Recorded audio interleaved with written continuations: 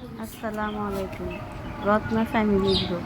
আজকে শুক্রবার সকাল সকাল উঠে সুন্দর করে নাস্তা করে চলে গেলাম চুলার পাড়ে। তো আমার বোন আসছে বেড়াতে, তাই সব কিছু নিয়ে রান্না করতে চলে যাচ্ছিলাম। তাই চিন্তা করলাম বোন আসছে কী রান্না করবে। তো বোন বলতে যেটা রান্না করবো সেটাই খাবে। তারপরও বোন আসছে, তাই চিন্তা ভাবনা করে একটু পোলাও রান্না করতে চলে গেলাম। তাই সুন্দর করে পেঁয়াজগুলো কেটে নিয়ে বসলাম। পেঁয়াজ কাটতে কাটতে আমি পেরেশান হয়ে যাচ্ছি, চোখ জ্বলে যাচ্ছে আমার। দেখেন কিভাবে কাটতেছি আমি।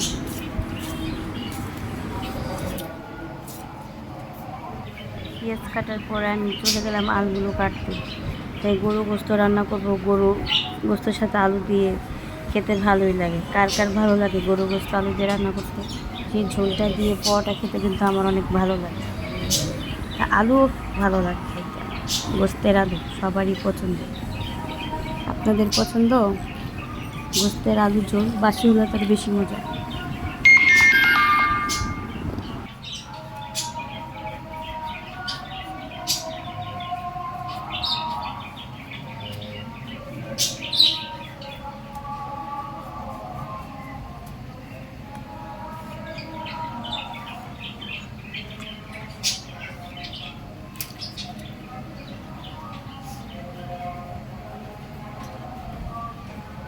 তারপর আলু কাটা শেষে আমি সুন্দর করে আলুগুলো পানির ভিতরে রাখতেছি। আলু কাটা আমার শেষ পর্যায়ে হয়ে আসছে। তারপর আমি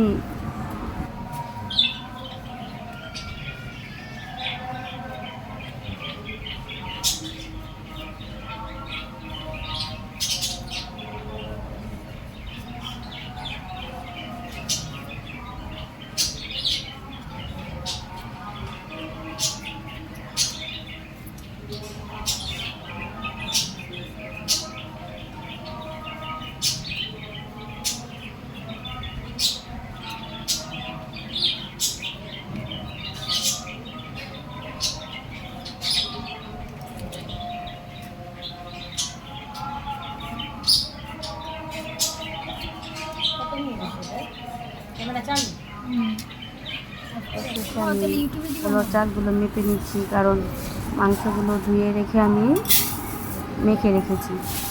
তো পোলাও চালগুলো সুন্দর করে মেপে নিচ্ছি। পুরাই সমান সমান আমার যে চালগুলো ছিল পুরো সমান সমান আমার পরিমাণ মতো ছিল। এই চালগুলো ধুয়ে আমি এখন রেখে দেবো।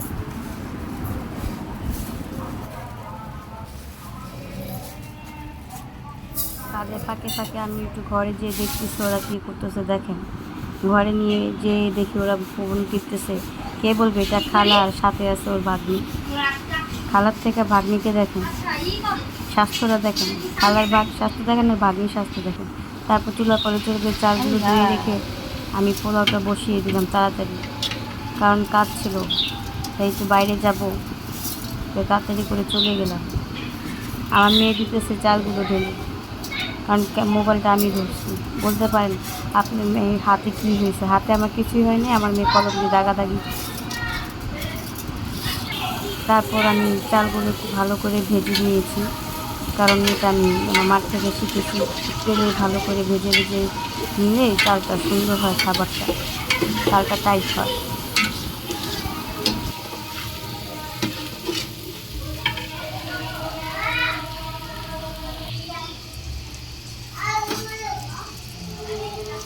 চালটা ভাজা হওয়ার পর আমি চুলা গরম পানি বসিয়ে রেখেছিলাম। সেই গরম পানি পরিমাণ মতন আমি চালে দিয়ে দিলাম। এই দেখেন বলক এসে পড়েছে।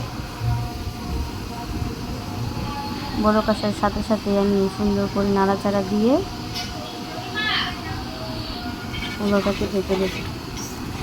এখন ভাপে এসে পড়েছে আমার পোলাও, দেখেছেন? তারপর আমি কাঁচামরিচগুলো সুন্দর করে ধুয়ে রেখেছিলাম, এগুলো দিয়ে দিলাম। তারপর ঢেকে ভাপে দিলাম। এখন আমি দমে দিয়ে দিব। তারপর যখন মাংসগুলো মেখে রেখেছিলাম, মেখে অনেকক্ষণ ঘন্টাখানেক রাখার পরে মাংসগুলো বসায় দিলাম।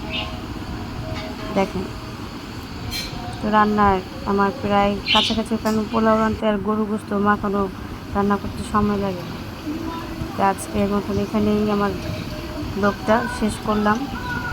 পরবর্তী আবার নতুন ব্লগ আসবে, অপেক্ষা করেন। আপনারা কিন্তু শেয়ার করবেন, কমেন্ট করবেন, সাবস্ক্রাইব করবেন।